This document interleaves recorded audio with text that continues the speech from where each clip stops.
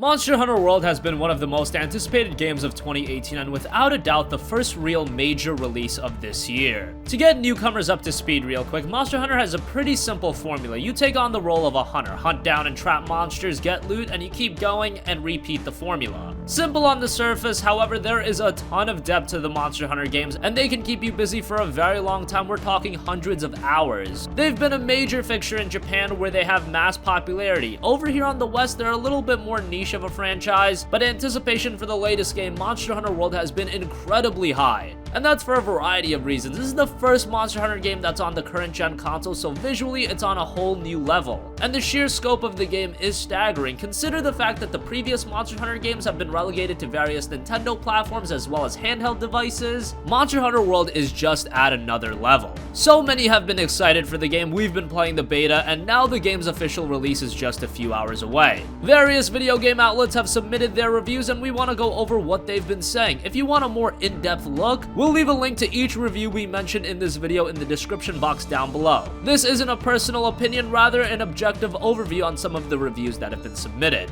And so far the reviews have been very strong with a lot of positive things said about Monster Hunter World, but what exactly are the critics saying? Well, Joe Screbbles of IGN was very kind to the game. When speaking of design, he said, quote, "Without the restraints of realism, Capcom has made one of the most stunning locations I've come across, not just in the Monster Hunter series, but in gaming as a whole. It's clear how the experience of making the older games bite-sized zones has fed into the art and level design teams' new work.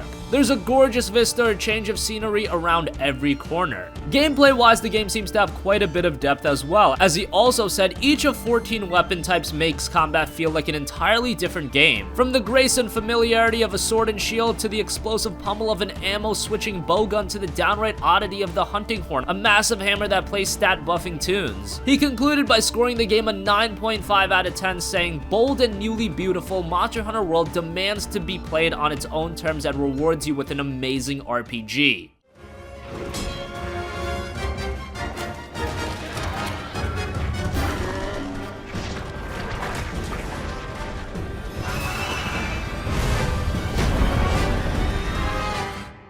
PlayStation Universe's Timothy Nunes had similar reception to the title. He spoke on the game's content saying, "While all extra and optional missions can be done with friends, the vast majority of the narrative quests are single player only and cannot be repeated. Way back when, there were very few quests that couldn't be played with friends. I'm torn on this point as well. There's a sense of validation that comes from playing through these fights on your own," but he continued by saying, "At the same time, it's a shame that hunters can't start out together and grow together. There's a lot to learn in the world, and having a struggle buddy makes it all the sweeter." He was still very positive towards the title and concluded by scoring the game a 9 out of 10 and saying, "Denying the success of Monster Hunter World would simply be lying. There's a focus here to an old formula that only needed that special touch to open it to the rest of the gaming world. Monster Hunter World is AAA from head to tail with only a little tarnish on its fine coat of scales."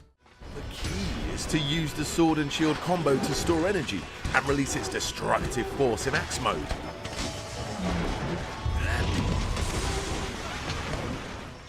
Game Informer's Daniel Tag also reviewed the game very highly and talked about the accessibility of the title to newcomers that haven't played a Monster Hunter game, which has been a sticking point with World. Tag said Monster Hunter World is the most accessible game in the series and funnels new players into the core system and mechanics over the first 20 hours of the game. Just like IGN's Joe Screbbles, Tag also commented on the variety of weapons, saying Monster Hunter World offers 14 different weapon types that embrace all variety of playstyles, from in-your-face aggression to long-range bombardment.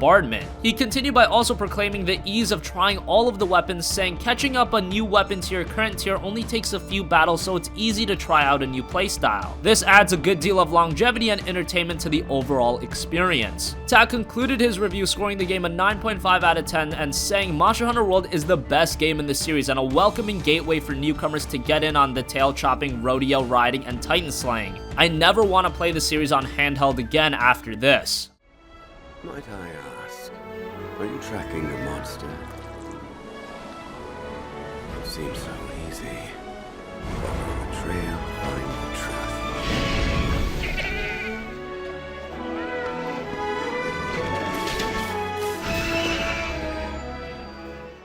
So those are just a few of the reviews that Monster Hunter World has received. Overall, the reception has been very positive, and as of recording this video, the average of all reviews currently is a 91 on Metacritic, and to have over a 90 average is very difficult. Monster Hunter World looks to be a possible early contender for Game of the Year in 2018, and personally speaking, I can't wait to dive in tomorrow. What do you think? Are you even more excited for Monster Hunter World now after all of the positive reviews, or are you not yet completely sold? Let us know your stance on whether or not you're picking the game up. Sound off with your thoughts down below. Thank you for watching, and goodbye.